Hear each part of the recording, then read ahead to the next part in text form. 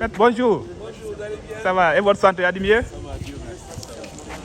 Pour aller droit, il en est sorti la suspension du mot d'ordre de boycott qui avait été ordonné à l'issue d'une assemblée générale extraordinaire qui, pour la première fois, s'était tenue le 23 juin dernier et qui s'est vu reconduit à l'assemblée générale extraordinaire qui avait été tenue à la date du 7 juillet. Donc aujourd'hui, il avait été question d'évaluer plus ou moins l'évolution de la gestion de cette situation qui nous a conduit à ce boycott-là. Et il en a résulté à l'issue du vote que le mot d'ordre soit suspendu. Oui, est-ce que vous avez eu des avancées? Quelles sont ces avancées que vous avez eues par rapport à vos revendications? Bon, nous avons évalué tout ce qui a été posé comme acte depuis, disons, cette résolution qui a été prise pour la première fois à l'issue de l'Assemblée générale extraordinaire du 23 juin dernier.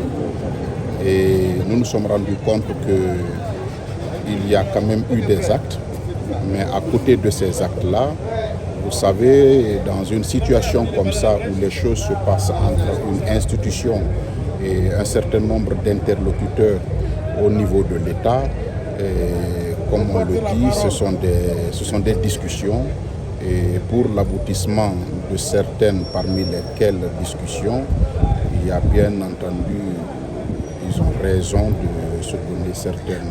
On sait que vous avez sollicité de rencontrer le président de la République dans le cadre de vos négociations. Qu'est-ce qui a été la suite? Oui, je pense que je vais aller dans une suite comme pour commencer par répondre à la question de votre confrère et en venir à cela.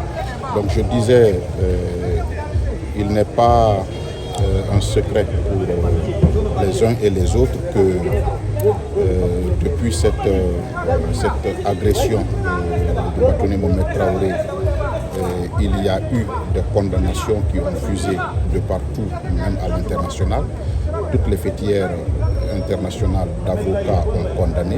Sur le plan local, il y a eu des condamnations.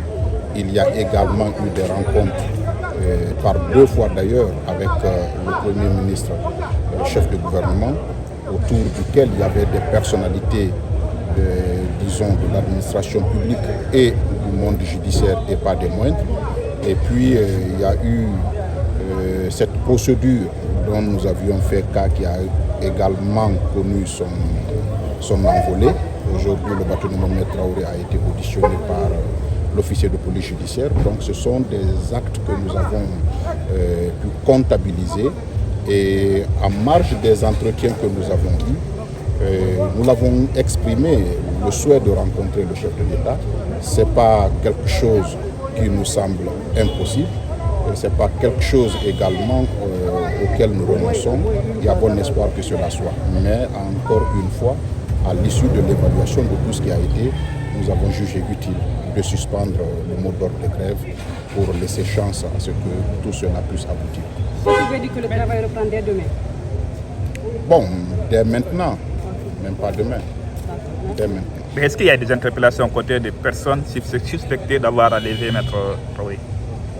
Bon, je ne crois pas, mais n'étant pas membre du collectif des avocats constitués pour ce cas-ci, je ne peux me prononcer outre mesure. Merci.